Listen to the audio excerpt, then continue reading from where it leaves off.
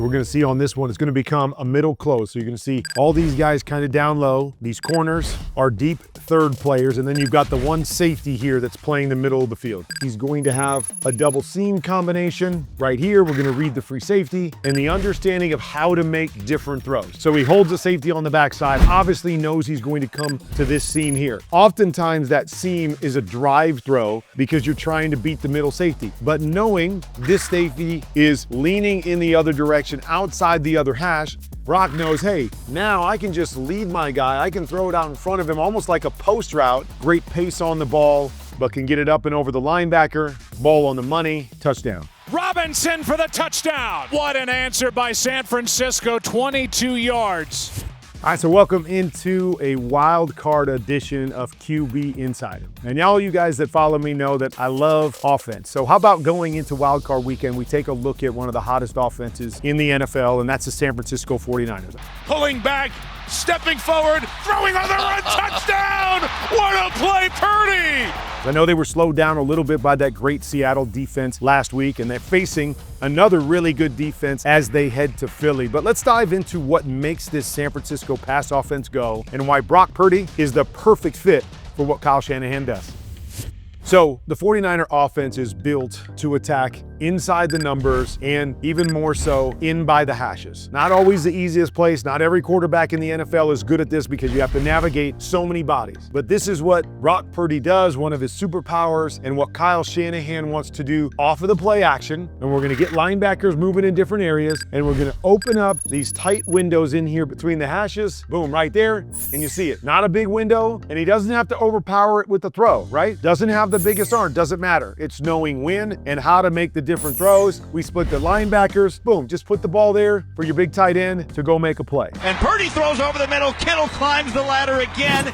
So again, attacking the numbers, throwing between bodies, whether it's play action game or drop back game. Here we go. We're gonna work our tight end from the top. You're gonna see an in route down here from Pearsall. So we're gonna have two guys that are attacking the inside. This is the nature of the Kyle Shanahan offense. You've gotta be good at seeing those bodies, anticipating and finding the windows. Get this linebacker to move a little bit with Christian McCaffrey. There is the quick window. Boom, the anticipation from Brock in between a whole bunch of different bodies, his own, the opponent. But the timing and accuracy down the middle of the field is what allows Brock to thrive in the Kyle Shanahan offense. It's the theme. We're going to attack you inside. If you're playing San Francisco, you are going to be challenged with the run game, with the play action, and with the drop back, all attacking these linebackers right here, forcing you to go so many different directions, to move lateral, to stop the run, to step up, to stop the play action. And in the drop back game, by getting 5 guys out, see how quickly Christian McCaffrey gets out. With him getting out quickly, he draws the attention of both of these linebackers. Now we're going to replace, once again, in between the hashes with the quick in, great anticipation, really good throw, and another 14-yard gain attacking the middle of the field. And we talked about so much of this offense being built in between the numbers with those layered throws. This one's actually going to be outside the numbers, but going to be the same idea. We're going to run what I call a choice 7 route, the choice underneath by Christian McCaffrey, the 7 route or the corner route over the top by Juwan Jennings right here. And we're going to, as we motion this across, we're going to read that corner defender. I always like to see the choice route runners attack the corner even more, get with and really put this guy in a high-low bind right here. Christian goes a little bit further inside. Most teams do that. I don't like that because it can pass him off to the inside guy, let the outside guy fall off, but they did enough here to be able to grab him. And then here's the layered throw. Up and over. We got to beat a safety. We got to beat a corner who's falling back. Beautiful throw right here. High and away where only his guy can get it. Even with good coverage, one of the superpowers of Brock Purdy is his ability to layer up and over and make those tough throws with this 49ers pass offense. That's his best throw of the night. We'll have to finish on this throw, attacking the middle of the field to finish this thing off. They're gonna run a guy down the middle of the field. We're gonna start there and we're gonna look in between the hashes to see if we could hit that one. If they're gonna squeeze down on it, what are we gonna do? We're gonna layer the throw up over the top to that second level in between the numbers. So we come back, looking at our tight end. Mike linebacker squeezes to the tight end. Boom, know exactly what I've got. Juwan Jennings back here on the seam, in route, on the money, easy throw, layered over the underneath defenders before the safeties in a position for his receiver to do something with it and takes it into the end zone. ultimately becoming the game winner on the Sunday Night Football game. Purdy throws middle. There's Jennings. He's got it. Inside the 20, the 10. He's gone. Touchdown. All right, so you see on the tape the heart of the San Francisco passing game. Over the middle of the field, in between the numbers, and those layered throws that Brock Purdy does so well. Now, what he doesn't get credit for is what he does beyond that. A lot of people see him as not the most athletic quarterback, not the biggest, not the strongest arm, but there are little aspects that I believe he brings to the San Francisco offense that are difference makers or makes him a game-changing quarterback that not a lot of people see.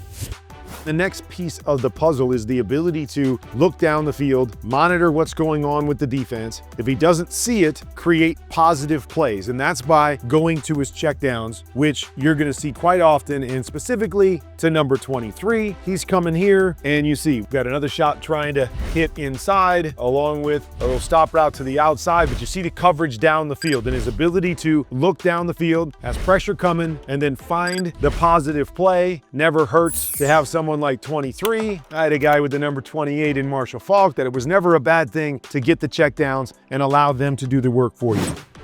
Okay, so here we are one more time trying to get this seam route right here. Read that Mike linebacker. If he turns and opens to that seam, do you have a window to take it? Maybe, but if he gets a little depth at all, where are we gonna go? We're gonna quickly check it down and replace him. Not gonna sit back there against a good defensive line and hold the football. We're gonna get as much as we can back, get those completions, and keep moving forward. The legs of number 13 gives them an added advantage. He throws really well on the run. He's got great vision, as we've seen. May not be the fastest guy, may not have the fastest 40, but was really fast in those 10-yard splits, and you see that show up. You got two guys saying, hey, we're gonna meet at the quarterback. Does a great job of stepping up here, keeping his eyes down the field, buying time right there instead of a sack, eyes down the field, and then make a nice throw, moving the chains. Should have been a sack, becomes a first down. And that was really all Brock Purdy. Again, down in the red zone, off the run game, the play action, back to this side. Possibly could have had the flat right here, decided to pass it up with all those white jerseys over there. And the creativity once again. Here, okay, looks like that's a sack, that's a throwaway, buying time, boom, split two defenders, eyes down the field. You see as he starts to take off, all the white jerseys. They're coming at him, keeps his eyes down the field, finds his fullback in the flat for the touchdown. Pulling back, stepping forward, throwing on the run, touchdown! What a play, Purdy! You deserve to dance.